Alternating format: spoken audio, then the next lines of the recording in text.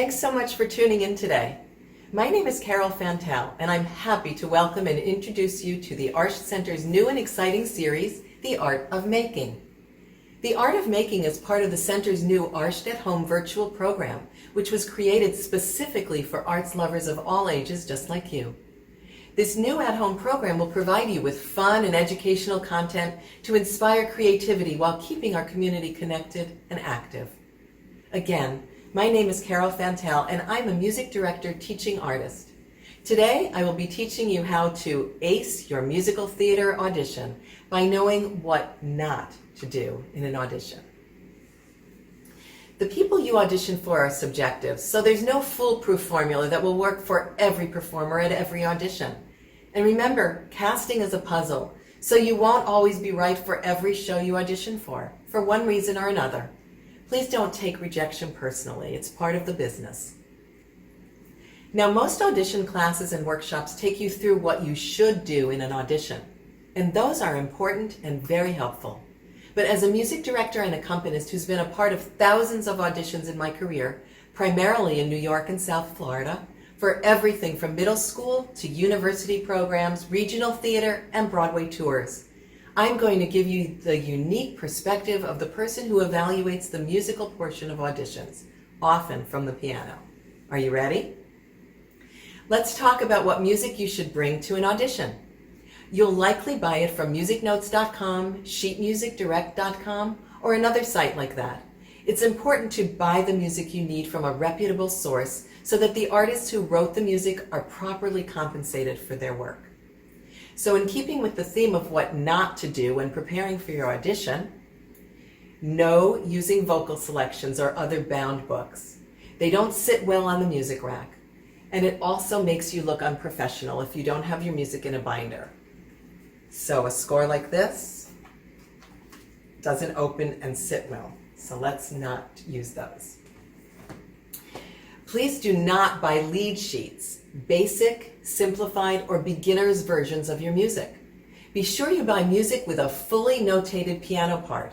That's more than just chords, in addition to the vocal line.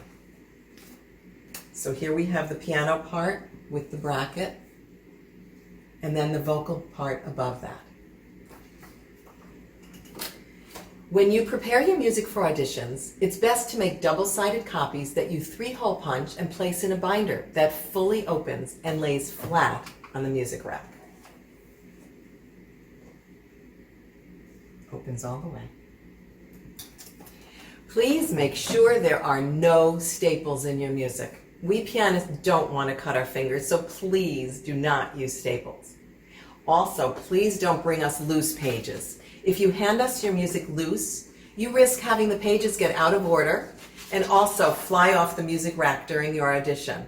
And that could ruin your audition. So again, please put the 2-sided music pages in a 3-ring binder that fully opens and sits flat on the piano rack. There also should be no pages falling out of your binder. Check before each audition to be sure your hole-punched pages are all secured in your book, and if necessary, use hole reinforcements. They look like this.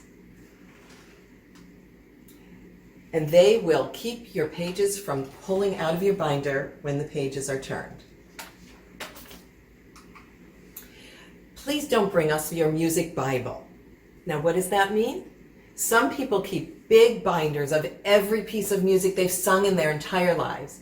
I've had people bring in binders that were so heavy they fell backward over the music rack and sent the rack flying off the keyboard. So if you have those books, leave them home or in your bag. And always have a digital copy at home in case your book is lost or stolen. Prepare a few pieces that you bring in a separate, smaller binder for this particular audition, and bring up to 6 or 7 other pieces that you know well in your book, in case we ask, what else do you have? And especially for these situations, it really helps if you have your music organized in your book by style or alphabetically. And it also helps if you have tabs or a contents page in the front, so you can easily find what you need. Now, if we do ask for something else, make sure you know and are prepared to perform whatever pieces you offer.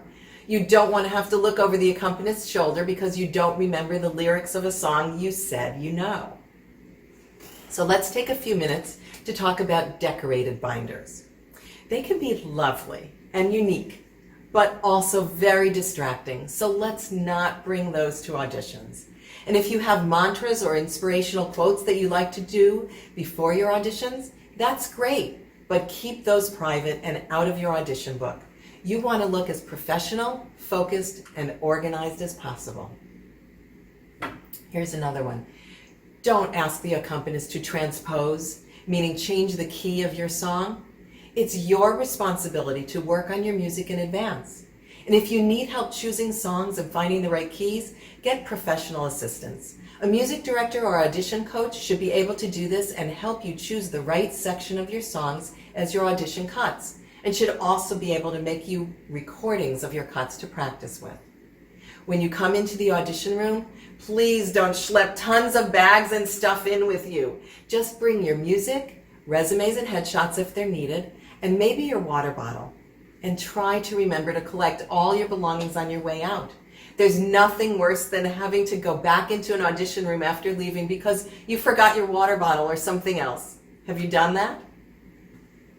Now, do I really need to say this one? No phone calls in the audition room. That seems obvious, but you must remember to turn off your phone or set it to airplane mode before you come in, or better yet, leave it outside with a friend or with the monitor. And when you come in, please no approaching the audition table unless you're invited over. Just enter the room, set down your stuff, present any paperwork you've been asked to bring, and give the pianist your music and instructions. So when you go into an audition, you should have your music marked clearly for the accompanist. And I encourage you to work with someone who can help you with that in advance. But there are likely things you need to explain to your audition accompanist. So when you come over to the piano, please do not place anything but your music on the piano. And that especially means no water bottles. When you come to the piano, please don't crowd the accompanist. Be respectful of our personal space and don't touch us or attempt to shake hands. Also, it's important that you are aware of and where you are and how you're standing. Do not lean over so that your behind is facing the auditioners. Let's keep the focus where it should be. When you explain your music to the accompanist, there's no need to sing your entire song or even half of it to give us the tempo. As you tap the tempo, you can quietly sing a bit of the song and give the rhythmic groove to help the accompanist nail the feel right from the top. You never want to ask the accompanist to play your intro or some of the accompaniment and say, "That's because I've never heard it before." What do you think that tells us about you and your preparation? It's your job to know what your intro and accompaniment sound like and to work with that in advance.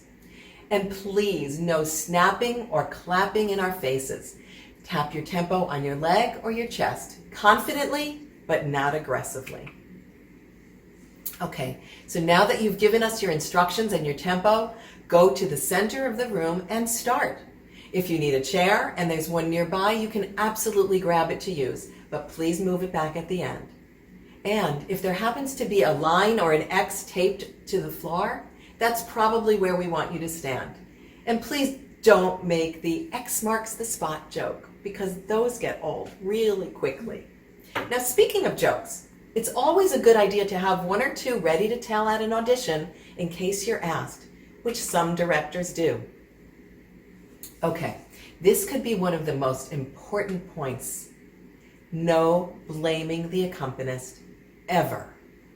It is your job to mark your music in advance, and it helps to highlight changes, then bring the accompanist's attention to those things such as key signature, time signature, and tempo changes, and other transitions. Give the proper tempo, and efficiently lead us through the form of your songs. In local and regional theater settings, the audition accompanist is often the music director. We're human and often playing dozens, if not hundreds of songs over the course of an audition day. So if things go way off track for you, you can stop, apologize for not communicating well with the accompanist, then go back to the piano, discuss the music again, and start over. No dirty looks or grumbling inside or outside the audition room. Stay upbeat and do your best. The auditioners should know if something that was off was your fault or not. So so don't worry about it. So how are you doing so far? Do you recognize any of these situations from your own auditions? Let's address some other things you should think about. How should you dress for auditions? Well, no wearing costumes to auditions.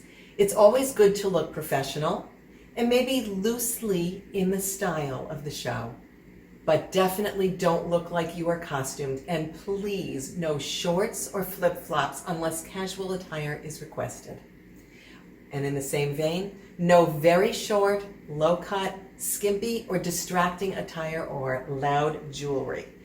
We don't want to focus on jangling jewelry, offensive messages, or logos. And we don't want to worry that you might fall off your too tall heels or have a clothing malfunction. Dress so you can move freely and allow us to focus on you and your work. Now here's something not too many workshops mention, but it's important. No eating onions or garlic just before an audition, please. Your accompanist will appreciate that. And no wearing cologne or other strong scented products. Many people are allergic or sensitive, and you don't want to be responsible for causing them issues in an enclosed space. Also, it doesn't leave a positive impression in that room for the rest of the day, believe me. Do you get what I'm saying? Okay, here's a good one. No long stories or explanations. If we ask you a question, answer politely and succinctly. We typically don't have time for discussions, and we aren't there for that. If you go on and on and on, that can mean we'll be pressed for time when you leave, and we still have more people to see. My final no-no for today is make no excuses. We don't want to hear about, your printer running out of ink, you running out of your current headshots, Kinko's not being open to print your resume, or any other reason why you're not prepared for your audition. Just plan ahead, arrive early and prepared, and do your best work. I'll be back to tell you all the things you should do to prepare for a great audition. For today, thanks for watching another episode of the Arsht Center's The Art of Making. I hope you enjoyed going through these audition no-nos as much as I did. And if you like this video, please comment and share it with a friend. We love to hear from you, so feel free to post your own creations on social media. Remember to tag us by using our handle @ArshtCenter so we can stay connected. Stay tuned for new exciting content. I hope to see you at an audition soon and break a leg. That's a wrap for today.